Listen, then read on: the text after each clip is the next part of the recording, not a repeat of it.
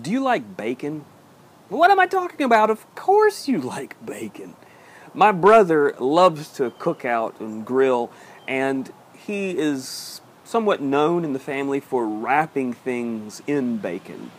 It's quite a treat. Well, if you like bacon, then you're going to like chapter 10 of Acts. This month we're reading through the book of Acts, and we're up to chapter 10. And so, if you haven't read that, I'd encourage you to pause the video, read that. You can find it in the comment section, and then play the video, and we'll have a couple of thoughts on it. So if you're still watching, I'm assuming that means you've read chapter 10 of Acts. So this chapter is the one that allows us to both love Jesus and to love bacon. So, brief synopsis. We're in Caesarea, and there is a man who is a Roman centurion, an official of the Roman army, and it calls him a God-fearing man. Now, generally what that meant was that he was not Jewish, but he observed some of the Jewish traditions like prayer and worshiping God and things like that. But because it calls him a God-fearing man, it probably means he wasn't circumcised, probably means he didn't observe the ceremonial laws, and in fact he was most likely a Greek or a Roman. He was a Gentile. And so it's a respectful term that would be used of Gentiles. And so this guy is definitely a Gentile. He's not Jewish. In fact, the chapter talks about that.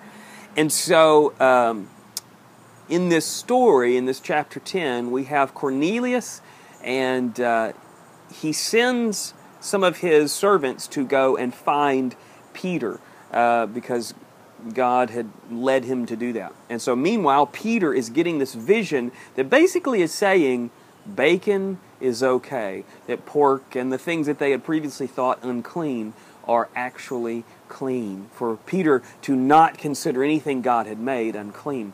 And he extrapolates that to mean also, it seems, that people, the Gentiles, were not unclean. And so Peter goes and spends time with Cornelius, and he makes this little comment that usually it would, he'd have sort of a problem going into a Gentile's house, but because God had showed him that all things are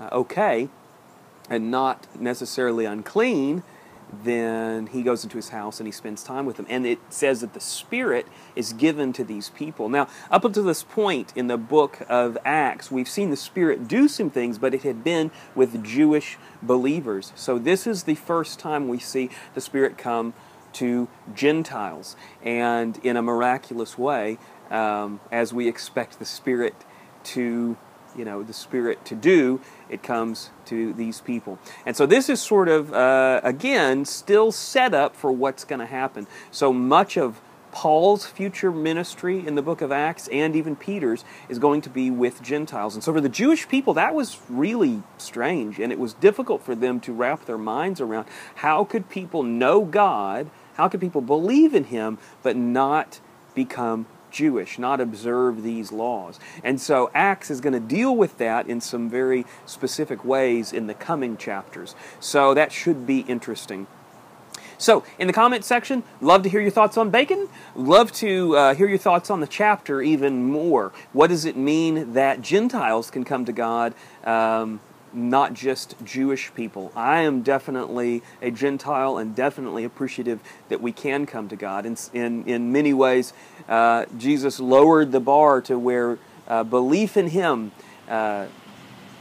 gives us eternal life, and I am immeasurably grateful for that we don't have to be, we don't have to observe the no pork laws and all of the other ceremonial things.